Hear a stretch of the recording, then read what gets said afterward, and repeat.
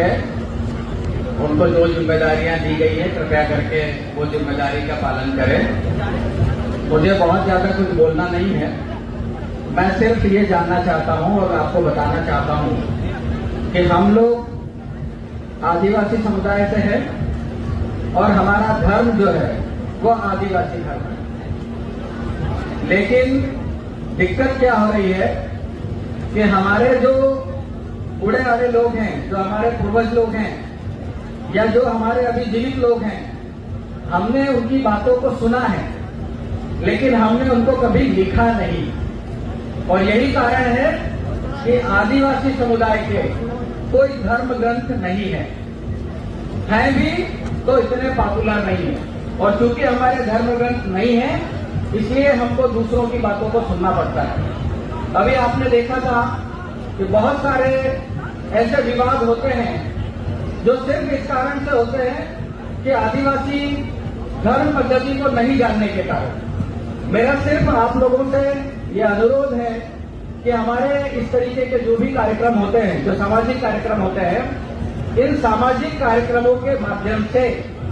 हम अपने जितने भी बुजुर्ग लोग हैं उनसे बातें करें, उनके साथ संवाद करें और उनके अनुभवों को और हमारे जितने भी लेखक हैं उनको हम लिपिबद्ध करें और हम अपने धर्म ग्रंथ तैयार करें। आपको पता होगा कि हमारे आदिवासी समुदाय से बहुत सारे क्रांतिकारी नायक पैदा हुए हैं और बहुत उन्होंने काम किया है। लेकिन आपने देखा होगा अभी कुछ एक हमारे जो पहले वक्ता थे उन्होंने भी बताया कि हमारे आदिवासी क्रांतिकारी नायकों को लोगों ने या तो लुटेरे शब्द से इस्तेमाल किया या उनके बारे में जो भी कहानियां लिखी गई,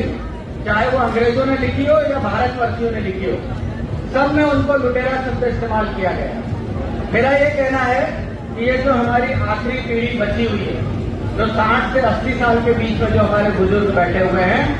उन बुजुर्ग लोगों से हम लोग बात करें और हमारे जितने भी ऐसे क्रांतिकारी नायक हैं उन सब की कहानियों को हम लिपिबद्ध करें, अपनी भाषा में लिखें, अपनी मातृभाषा में लिखें, राष्ट्रभाषा में लिखें और लोगों को हम उनको पढ़ाएं। मेरा यहां आकर के आपको भाषण देने का बिल्कुल उद्देश्य नहीं था, लेकिन मुझे ये एक अपेक्षा थी कि इतना बड़ा एक कार्यक्रम, इतना बड़ा एक आयोजन हमारा समाज करता है, आखिर उसमें होता क्या है, यही देखने के लिए मैं आया था। और मुझे बेहद खुशी है इस बात की कि लोग यहाँ पर अपने विचार बेबाक तरीके से रखते हैं। और मैं सिर्फ इतना कहना चाहता हूं आपसे कि जो हमारे समाज को आरक्षण मिला है